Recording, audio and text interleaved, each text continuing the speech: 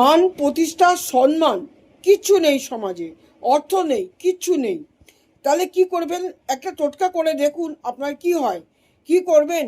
আপনি আপনি শনিবার মঙ্গলবার এই দুটো দিন বাদ দিয়ে সপ্তাহের যে কোনো দিন আপনি সকালে উঠবেন, স্নান করে শুদ্ধ বস্ত্র পরে আপনি সঙ্গে নিয়ে যাবেন কিছুটা চিনি, কিছুটা আটা নিয়ে যাবেন। আপনি যাবেন সোজা চলে একটা অশ্বত্থ বৃক্ষের নিচে, মানে পিপুল বৃক্ষের নিচে।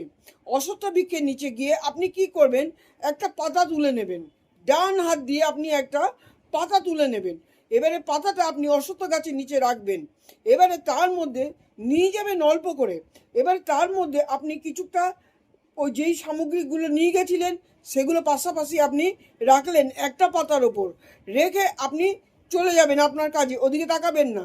সন্ধেবেলার দিকে এবারে আপনি আসবেন। এবার আপনি দেখবেন যে ওখানে ওগুলো কেউ খেয়ে গেছে বা নিয়ে গেছে, এরকম দেখবেন। যদি নিয়ে যায় বা কেউ খেয়ে যায় তাহলে ভাববেন আপনার সময় ভাগ্য খুলতে চলেছে।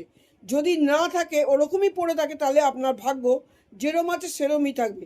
কিন্তু যদি ওটা কেউ খেয়ে চলে যায়, আপনি 1 মাসের মধ্যে, বেশি করে বললাম, 1 মাসের মধ্যে আপনার সময় কিভাবে ঘুরবে আপনি নিজেও কল্পনা করতে পারবেন না।